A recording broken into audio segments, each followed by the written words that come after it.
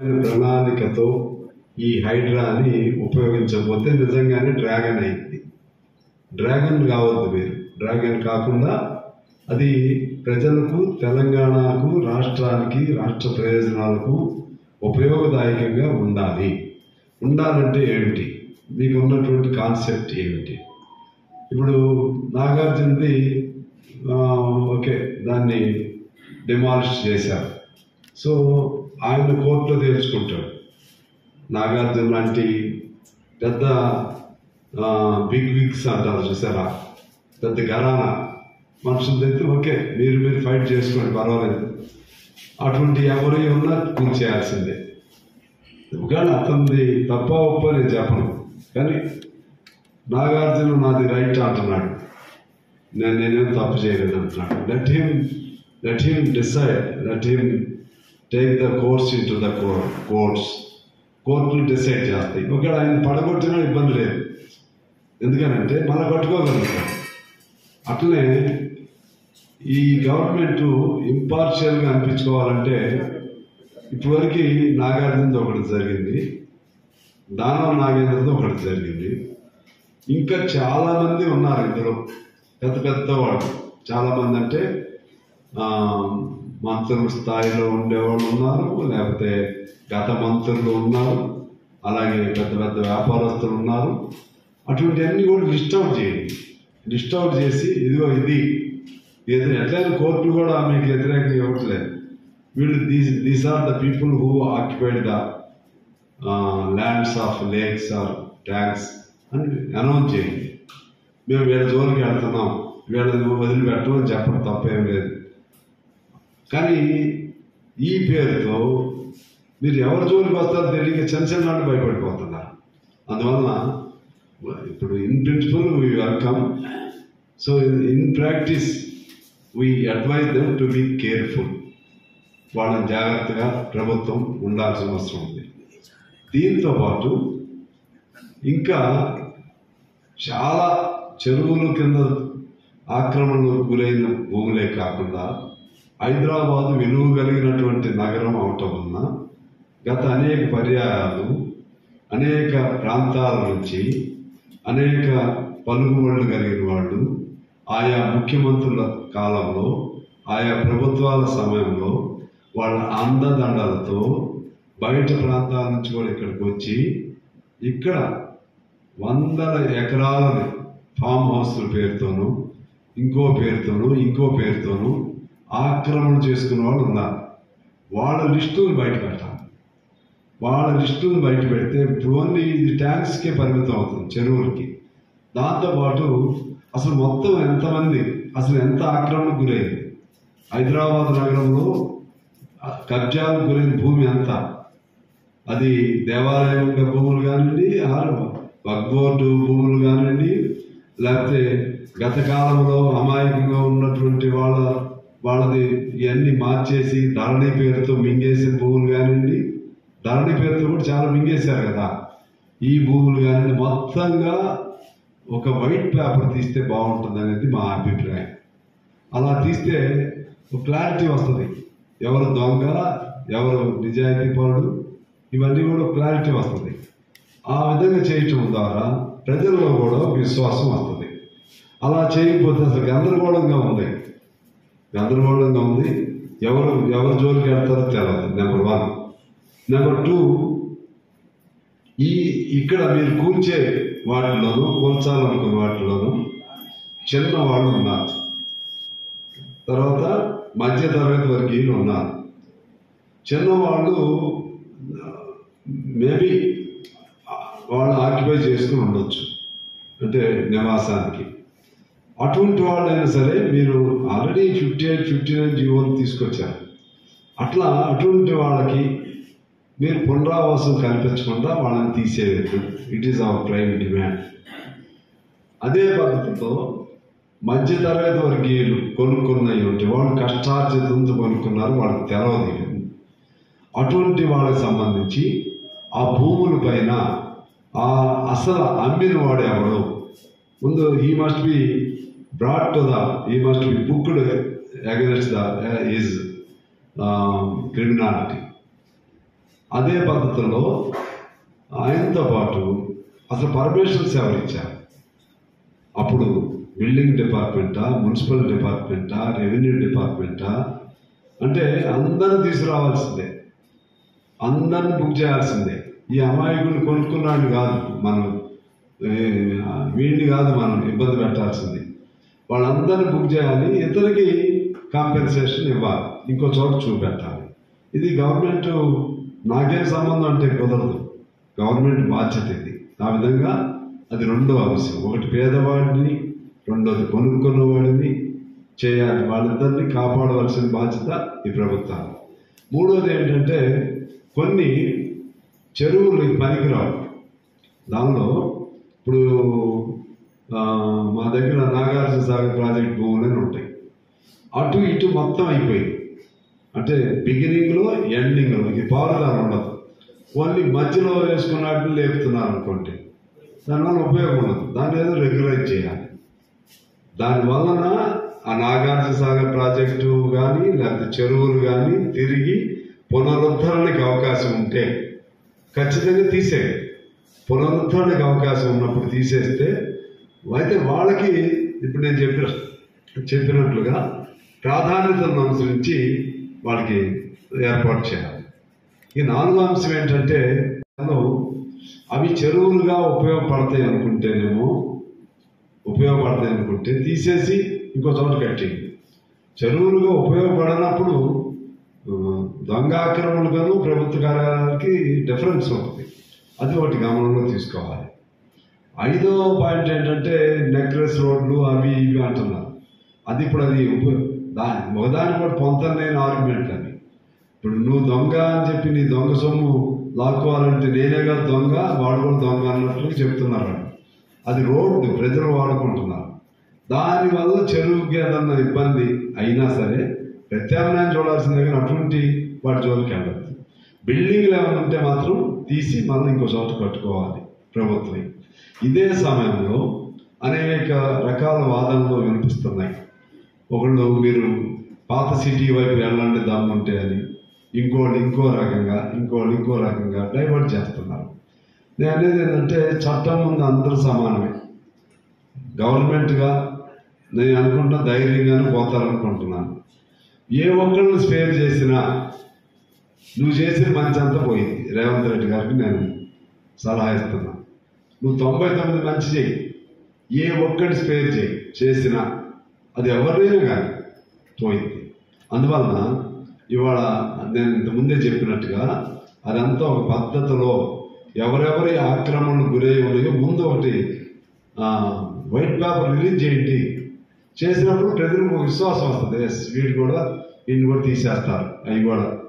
రెండోది పేదవాళ్ళు ఎంతమంది, మధ్యతరగతి వర్గీయులు ఎంతమంది, చెరువులు ఎన్ని తిరిగి పునరుద్ధరణ చేయవచ్చు. ఇదంతా కూడా పెద్ద లెంగ్తీ ప్రాసెస్. అడావడిగా చేయటం వలన మంచిదే. ఎందుకంటే రంగనాథ్ గారు నాకు బాగా తెలుసు. ఆయన ఈ the best choice to CM to operate such things. ఎందుకంటే ఆయన ఏదైనా పట్టుకుంటే అదే పనిలో ఉంటాడు, కానీ స్పీడ్ కూడా ఎక్కువ. ఆయనకి స్పీడ్ కూడా పనిచేయదు, ఉండాలి. అది అత్యుత్సాహం, అతి స్పీడ్ కూడా కష్టమైంది. జాగ్రత్తగా కూడా ఉండాలి. లేకపోతే నువ్వు ఎంత మంచి జరిగిందో తెలియదు, కానీ ఎక్కువ మందిలో భయం కలిగి ఉంది. సామాన్యులు ఇళ్ళు చాలా మంది ఉన్నారు. తర్వాత అప్పుడు పర్మిషన్ ఇచ్చిన దానిలో అప్పుడు మంత్రులు కూడా ఉండుంటారు. పెద్ద కన్స్ట్రక్షన్లు ఉన్నాయి కదా, దానికి రెవెన్యూ శాఖతో పాటు అప్పుడు రెవెన్యూ మినిస్టర్ లేకపోతే అప్పుడు మున్సిపల్ మినిస్టర్ వీళ్ళందరూ కూడా ఉంటారు కదా. మరి వాళ్ళందరూ కూడా తీయండి. వాళ్ళందరూ ఎందుకు పర్మిషన్ ఇచ్చారు? ఓన్లీ ఇది కూలగొట్టి ఇప్పుడు పన్నవాడి ఒకటి జోలికి వెళ్తే కుదరదు. అప్పుడు ఏమైందంటే భవిష్యత్తులో ఎవరు ఇల్లీగల్ కొనాలన్నా, ఇల్లీగల్గా అమ్మాలన్నా, లేకపోతే ఇల్లీగల్ పర్మిషన్ ఇవ్వాలన్నా భయం కలిగే విధంగా వాళ్ళకి భయం కల్పించండి, అటువంటి వాళ్ళకి భయం కల్పించండి. ఈ పేదవాళ్ళకి కాదు అని చెప్పి నేను మనం చేస్తా ఉన్నాను. రేవంత్ రెడ్డి గారు కానీ లేకపోతే ప్రతి ఒక్కరు కూడా ప్రభుత్వంలో రాకముందు డిమాండ్ చేస్తున్నారు. అప్పుడు కేసీఆర్ కూడా అదే డిమాండ్ కదా. ఉమ్మడి ఆంధ్రప్రదేశ్లో ఉమ్మడి ఆంధ్రప్రదేశ్లో ప్రభుత్వాన్ని బాగా నిందించాడు. మా తెలంగాణ అస్తిత్వానికి ఇది విఘాతం, దీన్ని ఎందుకు గుర్తించరు అధికారికంగా. నేను కూడా రేవంత్ రెడ్డి గారు కూడా అదే భాష చెప్పాడు.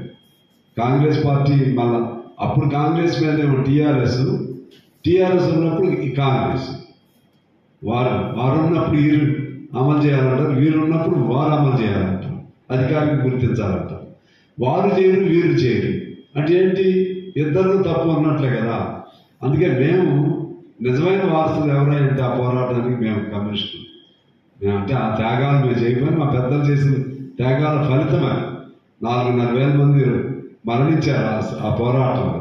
అఫ్కోర్స్ కొంతమంది సెప్టెంబర్ 48 సెప్టెంబర్ 17 ముందు మరణించారు, కొంతమంది తర్వాత మరణించారు, అది వేరు సంగతి. కానీ ఆ పిలుపు ఇచ్చింది ఎవరంటే రావినారాయణ రెడ్డి, బద్దం మెల్లారెడ్డి, తర్వాత మొగ్దం అయింది. ఆ ముగ్గురు సాయుధ పోరాటాన్ని పిలిపించారు. వీళ్ళు చెప్పే రీజన్ ఏంటి? ఇది ముస్లింలు హిందువులు ఘర్షణ కాదు. ఎందుకంటే రాజు ముస్లిము, రాజు ఫాలోయర్స్ అంతా హిందువులే 90%. రాజు మీద పోరాటం చేసిన వాళ్ళు, చనిపోయిన వాళ్ళు ఎవరంటే ముస్లిమ్స్ అనేక మంది ఉన్నారు. అందుకని ఇది సామాజిక సమస్య, అప్పట్లో ఓ భాషా సమస్య, వెట్టి చాకరీకి వ్యతిరేకంగా ఉన్నటువంటి సమస్య, భూమి సమస్య, భుక్తి సమస్య. అందువలన ఇది ఆ పేరు చెప్పి భయపడుతూ ముస్లిమ్స్ కూడా వ్యతిరేకించరు నాకు తెలిసి. ఇది ఒక ముస్లింలకు వ్యతిరేకంగా అని అంటే తప్పైంది. ముస్లింలకు వ్యతిరేకం కాదు కదా. భూస్వామ్య వ్యవస్థ పైన తిరుగుబాటు భారతదేశంలో ఉన్న అన్ని సంస్థానాల్లో కూడా అగ్రగామి పోరాటం ఇక్కడ జరిగింది. అందువలన దాన్ని ఖచ్చితంగా గుర్తించాలని మేము ప్రభుత్వాన్ని డిమాండ్ చేస్తూ, అదే పద్ధతుల్లో ఇంకా ప్రభుత్వం అనేక వాగ్దానాలు చేసింది. ఆ వాగ్దానాలను క్రమ పద్ధతుల్లో చిన్నగా దాన్ని ఒక ఆర్డర్లీకి పెట్టుకుని ఆ వాగ్దానాలన్నింటినీ కూడా పరిష్కారం చేయవలసిన బాధ్యత ఉందని తెలియజేస్తూ, ఆ పద్ధతుల్లోనే ఇంతకుముందు నేను చెప్పినట్లుగా ఈ హైడ్రాకు సంబంధించి లిస్ట్ అవుట్ మాత్రం ఇమీడియట్ చేయాలి. అందులో ఎంత పెద్దలైన ఉన్నాయి, పాత బస్తీ పెద్దలు ఉన్నాయి, లేకపోతే ఇంకా ఓవైసీలు ఉన్నాయి, లేకపోతే ఇంకా సినిమా యాక్టర్లు ఉన్నది, ఎవరైనా ఉంది. దాని మీద మీరు ఒక క్లియర్ కట్గా గ్యారంటీతో, ఒక క్లారిటీతో రావాలి. అదే సమయంలో పేదవాళ్ళకి భరోసా ఇవ్వాలని కోరుతూ మీ అందరికీ నమస్కారం. కవిత తప్పు చేసిందో ఒప్పు చేసిందో that is to be decided in the courts. పొలిటికల్గా కలర్ ఇవ్వాలంటే నీకు కేసీఆర్ మీద ఫైట్ చేసుకోండి, కేటీఆర్ మీద ఫైట్ చేసుకోండి. అవునన్నా కాదన్నా ఒక ఆడపిల్ల అమ్మాయి సరే తప్పు జరిగితే let courts decide. Already court has given a verdict releasing her on bail. దానికి సంబంధించి బీజేపీ బీఆర్ఎస్లు కలిసిపోతున్నాయని ఒకడు అంటాడు, ఒకడేమో కాంగ్రెస్ బీఆర్ఎస్ఏ కలిసిపోతుందని ఒకడు అంటాడు. అసలు ఏమైనా సందర్భం ఉందా లేదా? అసలు దాన్ని వాళ్ళు మాట్లాడేదానికి రిలేటెడ్గా ఏమైనా ఉందా? రాజకీయాల కోసం మాట్లాడటం వలన అది కరెక్ట్ కాదు. ఇవాళ కోర్టు కూడా 45(1) దాన్ని కోర్టు చేసింది. 45(1) అంటే ఏంటి? మహిళల్లో దుర్బలం అంటే దాన్ని ఏమంటారు, లింగ్విస్టిక్ ఏమన్నా మహిళలకు సంబంధించి చట్టంలో ఒక బలహీనమైనటువంటి ఫీమేల్ ఒక బలహీనమైనటువంటి వాళ్ళుగా సమాజం గుర్తించింది. బలహీనం అంటే శారీరకంగా కానివ్వండి, తరతరాలుగా just like we recognise Dalit people as backward. మహిళలకి కొన్ని ప్రొటెక్షన్స్ ఉన్నాయి. ఆ కండిషన్స్ కూడా సుప్రీంకోర్టు, హైకోర్టు అది చల్లదంటే సుప్రీంకోర్టు దాన్ని తప్పు పట్టింది. అర్థమవుతుంది కదా.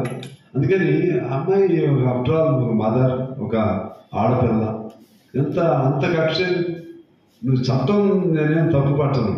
అసలు వెంటబడి వేధింపులు గురి చేయకూడదు అనేది నా అభిప్రాయం, నా బలమైన అభిప్రాయం. అది ఆ తప్పుల జోలికి నేను వెళ్ళను. నీ రాజకీయం ఉంటే రాజకీయంగా ఆడుకోండి, కేసీఆర్ మీద ఆడుకో, లేదా కేసీఆర్ వాళ్ళు వీళ్ళు ఆడుకోండి. ఇది నెంబర్ 2.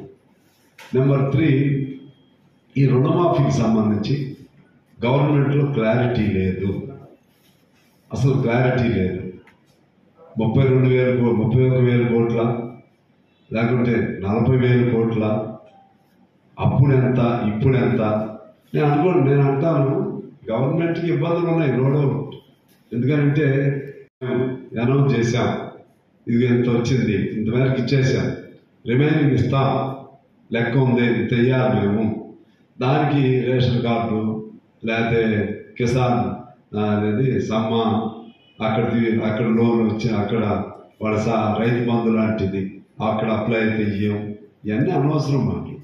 వన్స్ వాడు అప్పు తీసుకుంటే ప్రభుత్వ ఉద్యోగులకి ఇవ్వమంటారు. ప్రభుత్వ ఉద్యోగం అంటే చిన్న ఉద్యోగస్తులు ఉంటారు, 3 ఎకరాలు 4 ఎకరాలు, లేకపోతే చిన్న ఉద్యోగం, వాడికి కూడా ఏదో పేరు చెప్పి ఇవ్వమంటే అట్లా. మీరు అనౌన్స్ చేశారు కాబట్టి ఇవ్వాల్సిందే. ఖచ్చితంగా ఇవ్వకపోతే రైతుల ఆందోళన వస్తుంది. కాబట్టి రైతుల ఆందోళన వచ్చినప్పుడు మనం ఎవరేం చేయలేరు. అందువల్ల మీకే ఐ అగ్రి, మీకు ఫైనాన్షియల్ క్రైసిస్ ఉంది. ఆ పాత ప్రభుత్వం చేసినటువంటి అప్పులు అవన్నీ అలా ఉన్నాయి. దాన్ని మీరు అయినా అనౌన్స్ చేశారు కాబట్టి దీని మీద మీకు ఈ క్లారిటీ ఉంది. మేము ఇది ఎంత మేరకు తీర్చాం. త్వరితగతిన నేను తుమ్మల గారు ఏదో చెప్పినట్లున్నాడు. ఇంకా అందరూ అదే మంత్రులు, అదే ఒక ప్రభుత్వంగా నిర్ణయం చేయండి. మంత్రివర్గం సమిష్టిగా నిర్ణయం చేయండి. మంత్రివర్గం సమిష్టి నిర్ణయం చేసి ప్రకటన చేస్తే అప్పుడు మంత్రివర్గం తరఫున వ్యవసాయ శాఖ మంత్రి చేస్తారు, ఎవరో చేయండి. అలా కాకపోతే భిన్నమైన వాదనలు వినిపిస్తున్నాయి, భిన్నమైన వాదనలు కన్ఫ్యూజింగ్గా ఉన్నాయి. అలా చేయొద్దని మేము యాజ్ ఏ ఫ్రెండ్లీ పార్టీని సజెస్ట్ చేస్తున్నాం. అలా చేయటం వల్ల మీకు నష్టం వస్తుంది. అది 3వ పాయింట్. ఇక 4కు సంబంధించి రేపు సెప్టెంబర్ 17న తెలంగాణ